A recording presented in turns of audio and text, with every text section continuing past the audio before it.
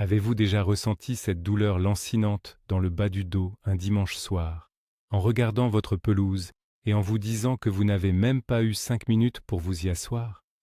Bonjour à tous et bienvenue. Aujourd'hui, nous allons aborder une réalité qui dérange. Le fait d'avoir un espace vert à la maison est le rêve de beaucoup de gens. Mais pour une écrasante majorité, ce rêve se transforme rapidement en un second emploi non rémunéré. Dans cette vidéo, je vais vous révéler la plus grande erreur que font la plupart des gens avec leur plantation. Une erreur si commune qu'elle est devenue la norme. Je vous promets qu'à la fin de cette vidéo, vous allez regarder vos massifs de fleurs et vos légumes d'une manière totalement différente. Et surtout, vous allez enfin comprendre comment regagner vos précieux week-ends. D'ailleurs, je suis sûr que beaucoup d'entre vous vont se reconnaître, et peut-être même s'énerver un peu contre eux-mêmes.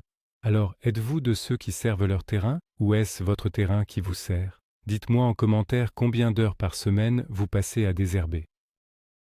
Pour bien comprendre d'où vient ce problème, il faut faire un petit bond dans le passé. Historiquement, cultiver la terre était une question de survie absolue. Nos grands-parents et arrière-grands-parents retournèrent la terre, arrachaient la moindre mauvaise herbe et plantaient des rangées droites de légumes pour nourrir leur famille pendant l'hiver. Le rendement était la seule chose qui comptait.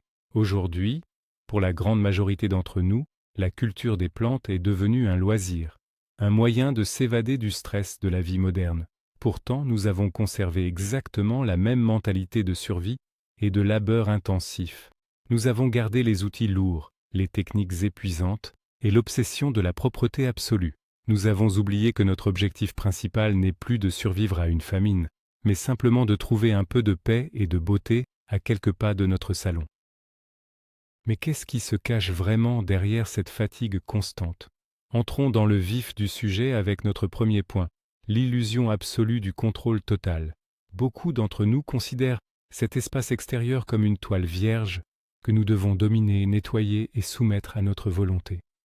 Nous voulons des lignes droites, des bordures parfaites et surtout, pas une seule brindille indésirable à l'horizon. C'est le grand mythe du paysage stérile, hérité des grands parcs de châteaux d'autrefois. Mais voilà la vérité crue. La nature déteste le vide et elle déteste la perfection géométrique. Si vous passez vos journées entières à traquer le moindre brin de pissenlit qui ose pousser entre deux dalles, vous avez déjà perdu la bataille d'avance. Imaginez un instant un golfeur qui voudrait tondre un parcours entier avec de petits ciseaux de couture. C'est exactement ce que vous faites quand vous essayez de tout contrôler.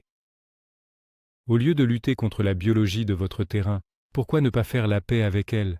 Accepter un peu de désordre sauvage, c'est s'enlever un poids immense des épaules. C'est comprendre qu'une pousse spontanée n'est pas une ennemie mortelle, mais souvent une alliée utile qui vient réparer un sol abîmé par les intempéries.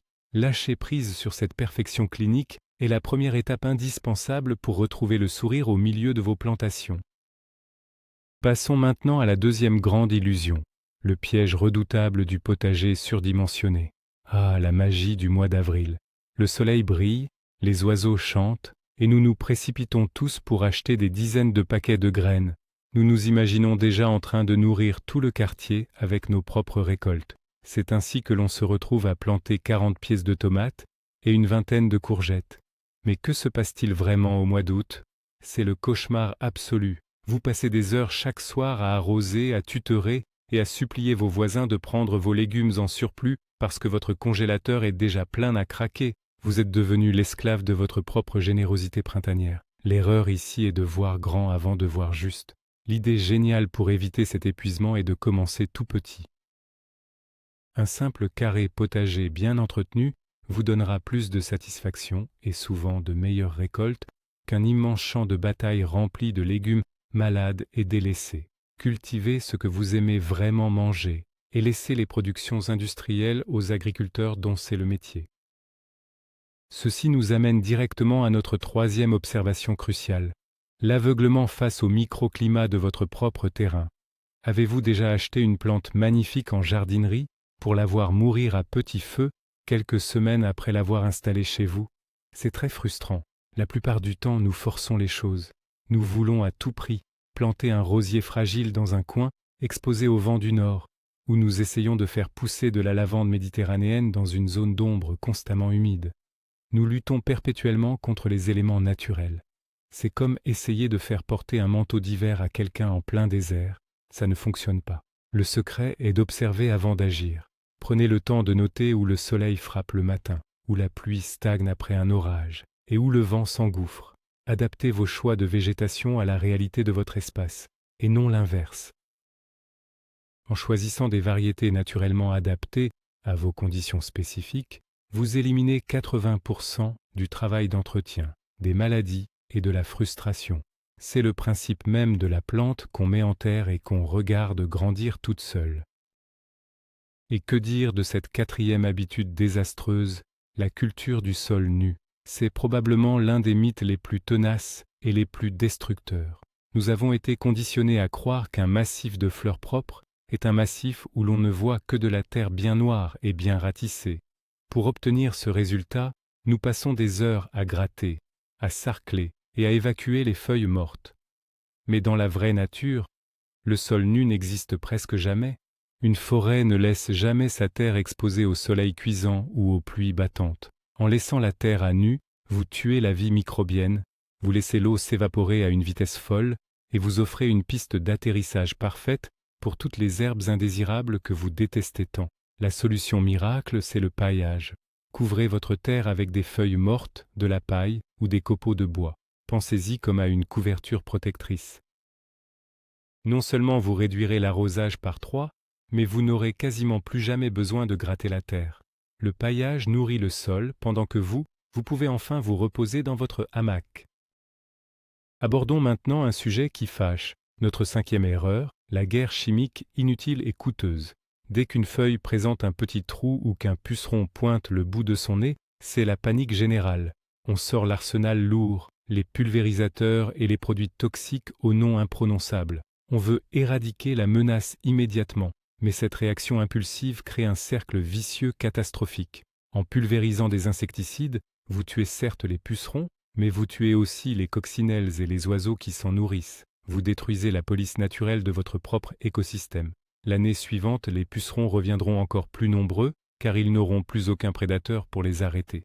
L'exemple parfait est de laisser un petit coin d'ortie au fond de la cour. Oui, des orties. Elles vont attirer les insectes nuisibles loin de vos belles roses et serviront de buffet à volonté pour les insectes utiles.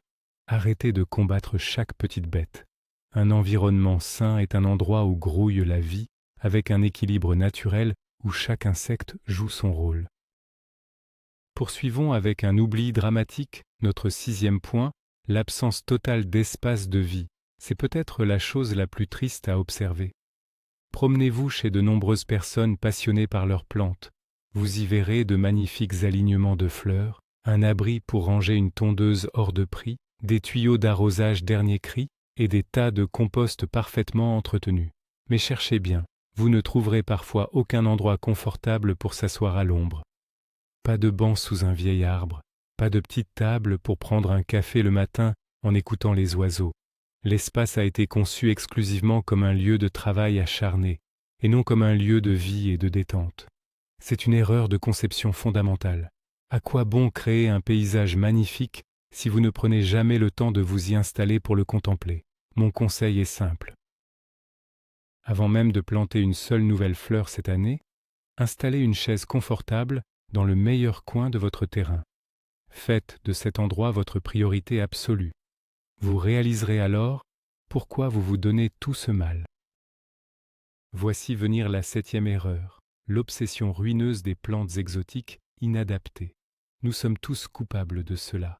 Nous allons flâner dans les rayons d'une jardinerie un samedi après-midi et nous tombons sous le charme d'une plante tropicale aux couleurs spectaculaires. Nous l'achetons sur un coup de tête, en ignorant totalement qu'elle vient d'un climat complètement différent du nôtre.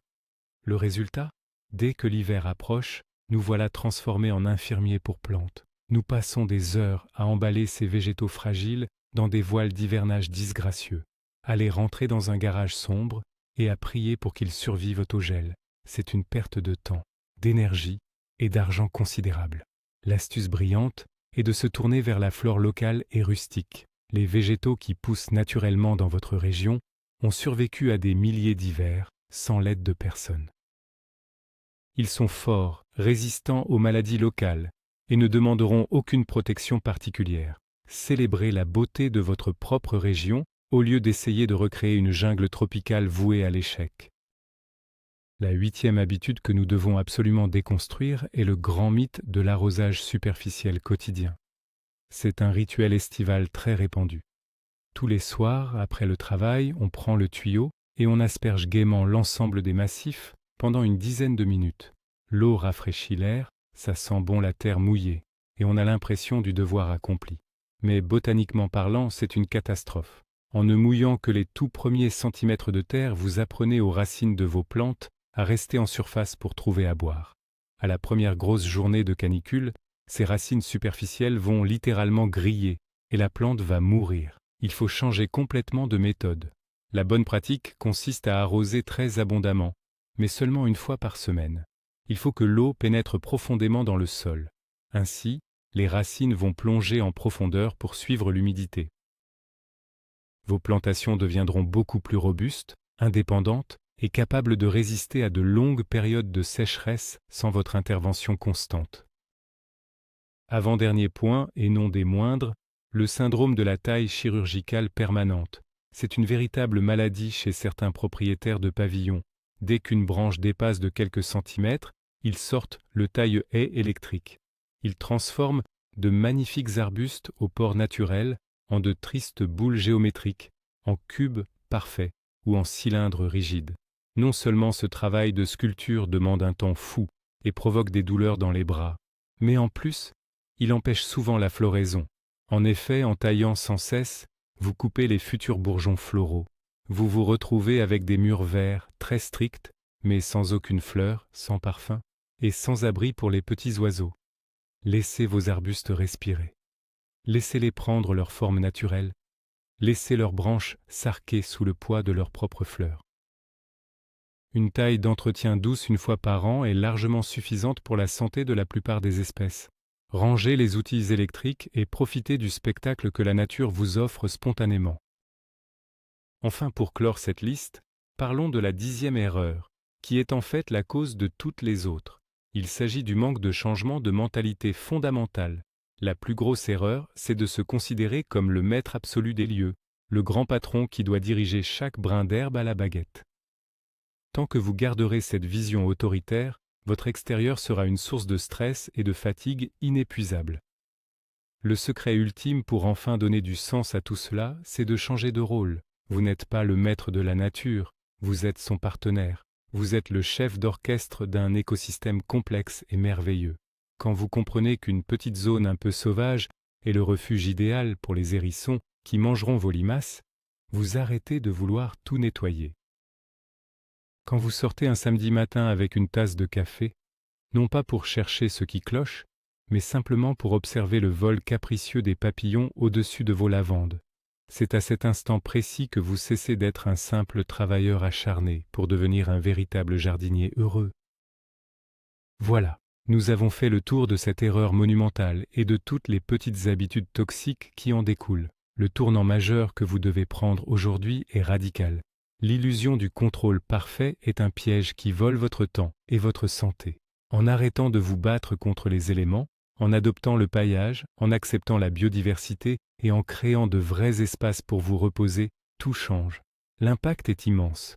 Vous ne perdrez plus vos week-ends à transpirer sous le soleil pour un résultat frustrant. À la place, vous obtiendrez un écosystème florissant, vivant et surtout un lieu de paix qui travaillera pour vous et non l'inverse. C'est une véritable libération mentale et physique qui vous attend devant votre porte. Résumons la pensée principale.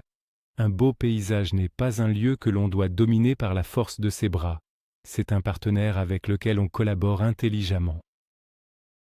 Je vous remercie infiniment d'avoir pris le temps de regarder cette vidéo. Si ces conseils vous ont été utiles et qu'ils vont vous faire gagner des heures de repos cet été, n'hésitez pas à vous abonner à la chaîne, à laisser un gros pouce bleu et à partager cette vidéo avec ce voisin qui tond sa pelouse tous les 2 jours. Maintenant, j'ai une question pour vous pour lancer le débat. Quelle est la toute première chose que vous allez arrêter de faire dans votre cours après avoir vu cette vidéo? Écrivez-le dans les commentaires juste en dessous, j'ai hâte de vous lire.